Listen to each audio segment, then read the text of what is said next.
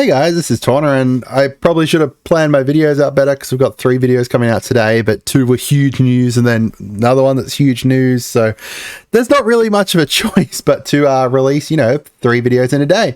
So today we have the Mutant Menace deck. So this is going to be another one of the Fallout decks, primarily focused around +1/+1 counters, milling your opponents with either rad counters or other ways, and then proliferate. So a lot of, +1/+1 counters with milling and proliferate. The proliferate works with the +1/+1s as well as with the rad. It's got really great synergy overall, in my opinion, like between all of them. So we're going to get into like some of the big cards in here, as well as some of the big kind of reprints. So first of all, we've got the Wise Mothman, which is the face commander and probably the commander that you're going to be using with it as well. He has flying, and then whenever Wise Mothman enters the battlefield or attacks, each player gets a rad counter. So you're going to get red counters as well. So you've got some graveyard play in here too. Whenever 1 or more non-land cards are milled, put a +1/+1 counter on each of up to X target creatures, where X is the number of non-land cards milled this way. So I've got a lot of ways to be able to spread this out. This is a very like Simic deck with black to be able to bring stuff back, which is nice. So I've got Cathedral Acolyte, which is going to give each creature you control with a counter on it ward 1, and then you can tap it to put a +1/+1 counter on target creature that entered the battlefield this turn. We've got Piper Wright. There's also this weird like stuff in here to do with like counters, but it's to do with investigate. So like Piper Wright, when it deals combat damage to a player, investigate that many times, and then whenever you sack a clue, put a +1/+1 on something. And there's a couple other cards in here to do with like investigate and stuff like that, like Tireless Tracker, for example. Whenever a land enters the battlefield, investigate, and then it's got whenever you crack a clue, investigate, put a +1/+1 counter on it too.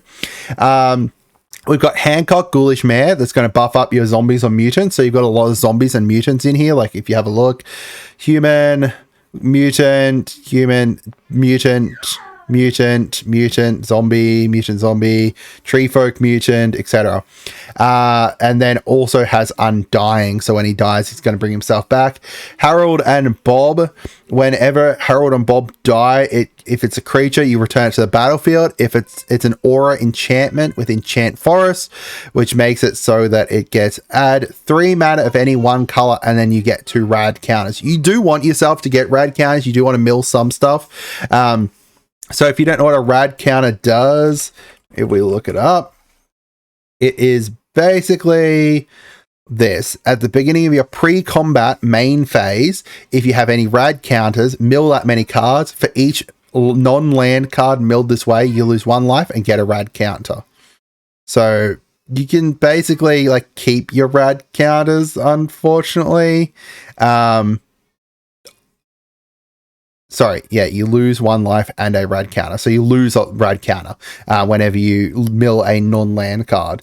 So you kind of want to mill yourself a little bit with this deck, which is nice because, you can then use it to do other stuff.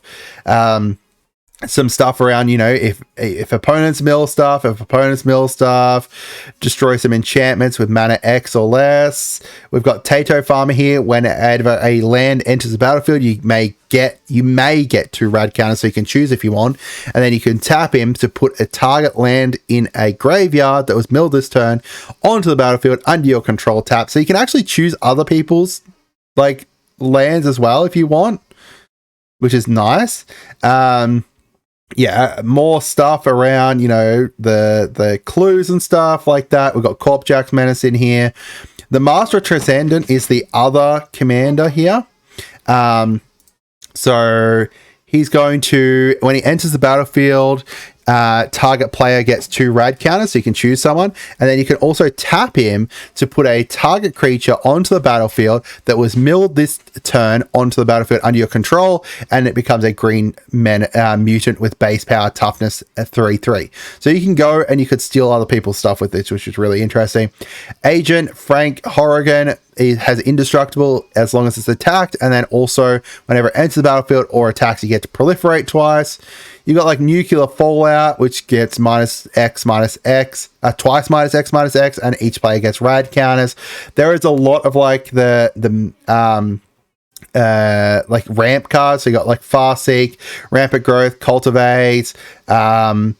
We've got like where was the other one? Harmonize as well, to be able to draw a whole bunch of cards and stuff, which is really cool too. And then Radstorm with Storm and Proliferate, which is really interesting.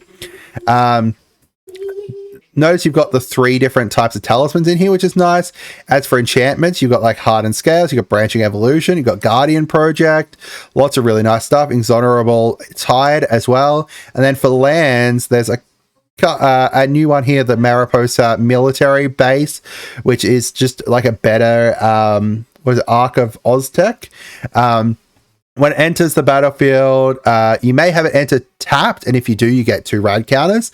You can tap it to add colors, or you can pay 5, tap it to draw a card, and that costs 1 less to activate for each rad counter you have. So you can do that pretty early on if you get a whole bunch of rad counters, which is nice. So as for the kind of, you know, interesting reprints in here, we've got Hardened Scales, which is $2, Branching Evolution, which is $11, which is really nice, a Guardian Project, which is like $10, Exonerable Tide, which is $10.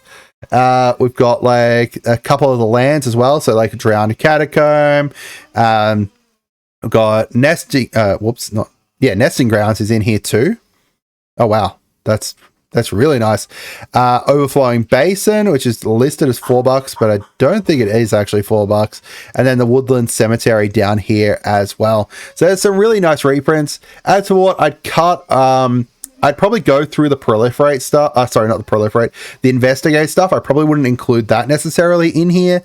Like, I could see why it's in here because it's like tied to +1/+1s, but realistically, you don't really need it, and I'd rather take those out and put them into my Lesbians deck, which is my Madame Vastra and Jenny Flint deck.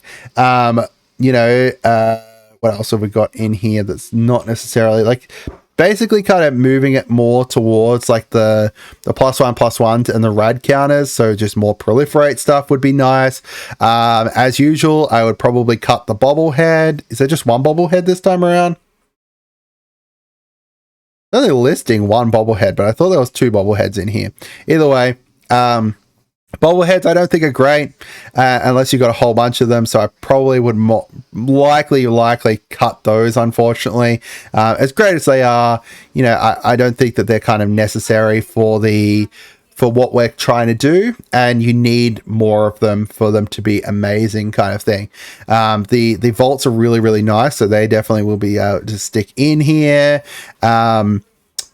Yeah, like, you know, there's some just really, really nice stuff in here. So I'm going to do an upgrade. I've got like a poll up on my Discord, on my page to, you know, when do you guys want me to do an upgrade video? Do you want it ASAP as soon as the list comes out, which is out now? Or do you want it like, you know, a week before it like they actually release, or when they release or something? Let me know down in the comments what you guys think. Have a great day and goodbye.